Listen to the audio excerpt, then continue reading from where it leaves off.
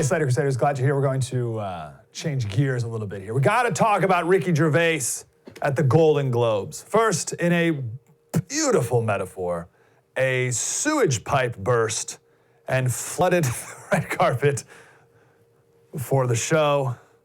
That's amazing. That's awesome. So, I like Ricky Gervais a lot. I think his stand-ups are brilliant. You got to watch them all. He is a flaming atheist. So I disagree with him on that, but I love his performance, and there's many things we do agree on. He's vehemently free speech and against all this PC nonsense, particularly about all this gender stuff and transgenderism and all that.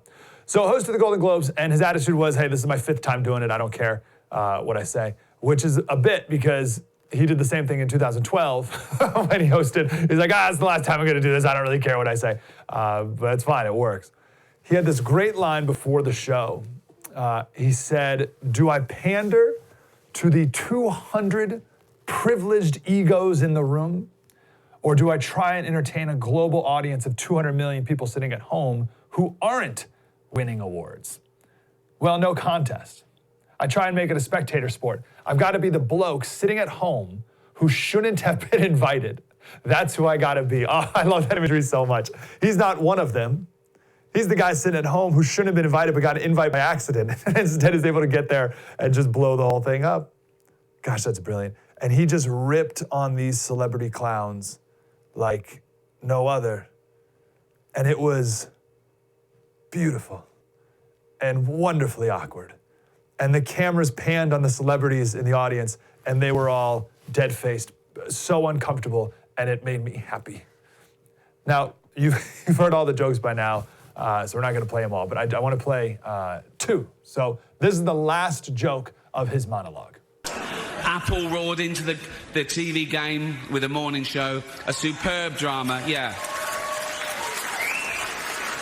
A superb drama about the importance of dignity and doing the right thing, made by a company that runs sweatshops in China. So, well, you say you're woke, but the companies you work for, I mean, unbelievable. Apple, Amazon, Disney. If ISIS started a streaming service, you'd call your agent, wouldn't you? So, if you do win an award tonight, don't use it as a platform to make a political speech, right? You're in no position to lecture the public about anything. You know nothing about the real world. Most of you spent less time in school than Greta Thunberg. That's so good. But then they all went on to go make political speeches. He says, don't use your award as a platform to make a political speech. You're in no position to lecture the public about anything. You know nothing about the real world. Again, he's speaking as the bloke at home who shouldn't have gotten invited. You know nothing about the real world. I do, you don't. And by the way, Ricky Gervais actually does. He didn't get famous until he was in his 40s. And then someone asked him, I think he asked his wife, or his girlfriend for 30 years, could I have been famous earlier? Could I have made it earlier? And his girlfriend said, no, you needed to live life first. You needed to work that boring office job so that you could go then make the show about having a boring office job. You needed to be that bloke at home who shouldn't have gotten invited before you could have been Ricky Gervais up on stage making fun of everyone in the audience there. So he says to all these people here, you know nothing about the real world, and then lacking complete awareness, Michelle Williams wins an award for something, I don't know.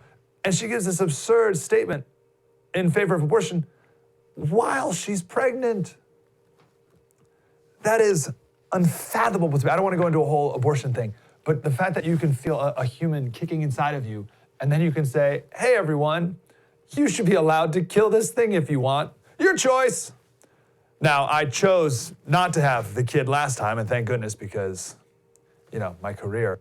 But also, thank goodness my mom chose to give birth to me because, my career. But either way, if you want to do this, then you should feel free. Good night, everybody. It's like, the host of the show just said no one cares about your views on politics or culture. And the flaming narcissists who are the sewage pit of our culture couldn't help but spout their views on politics and culture. And on Ricky Gervais's point, Michelle Williams dropped out of school at 15. You couldn't have scripted any better.